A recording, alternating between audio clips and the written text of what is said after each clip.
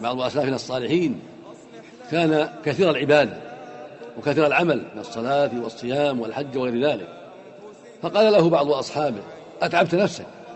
فقال: راحتها أريد. فالمؤمن إذا جاهد نفسه اليوم فهو جاهدها لراحتها، لتنجو من عذاب الله، لتفوز بالنعيم المقيم يوم القيامة في دار الكرامة، دار السرور، دار السعادة.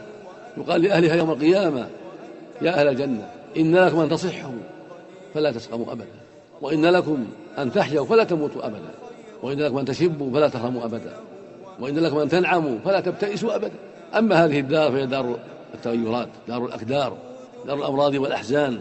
ولو طالت الحياة ولو متع الإنسان بكامل الصحة فإن المصير إلى الموت، لا بد من الموت، كل نفس ذائقة الموت. فدار عاقبتها الموت والزوال لا قيمة لها. ومن أعظم الأسباب لخشية الله وتعظيم حرماته التدبر القرآن والإكثار من تلاوته والتفكير في المصير بعد الموت، ماذا يكون بعد الموت، والتفكير في القبر، هل يكون روضة من رياض الجنة أو حفرة من حفر النار. ثم التفكير بعد ذلك بعد البعث والنشور، هل أنت من أهل الجنة أو من أهل النار. فالتفكير في هذا والعناية بهذا الأمر من أسباب خشية الله ومن أسباب تعظيم الله ومن أسباب المسارعة إلى مرض الله.